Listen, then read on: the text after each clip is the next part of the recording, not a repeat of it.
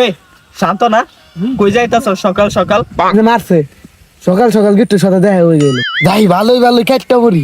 বন্ধু কি হয়েছে? আমি এখন বাড়ি যাব, তোর সাথে পড়া কত কেমন? আরে বন্ধু দাঁড়া, এত ব্যস্ত হইছস কে? তোর সাথে কথা আছে, দাঁড়া। বন্ধু এইগুলো কে শুনতাছি? তুই নাকি জীবনে কাছে পেয়ারা চুরি করছস? না না না বন্ধু, তুই আমার বন্ধু হয়ে এইসব কাজ করে বেড়াস, আমি কিন্তু এইসব মাইনা নিতে পারতাছি না। তোর এই কথা কে কইছে? কে আর কব বন্ধু, ওই যে জীবনে। আরে বন্ধু কইস না, প্রথমে তো আমি বিশ্বাস করি নাই, তবে ও আমারে যেভাবে কইলো বিশ্বাস না করে আর পারলাম না। কি তোর এই কথা জীবনে কইছে? বন্ধু তুই খেলি দা সন্ধ্যার মধ্যে ওর কাছে পেয়ারা পেয়ারা ওর ভালো মাছ ঝুলাই দেবো। যাক বাবা, সকাল সকাল শান্ত আর জীবনের সাথে গিট্টুটা বাজায় দিলাম। না, এভাবে তো আমার দিনকাল চলবো না। আমার দড়ি কেনার সামর্থ্য নাই, বালের দড়ি দিয়ে খুব শখ। আর কত বড় সাহস! আমার মতো শান্তশীল ভালো মানুষ এই এলাকায় আছে, আমারও বলে আমি বলে ওর কাছে পেয়ারা চুরি করছি। কত বড় সাহস!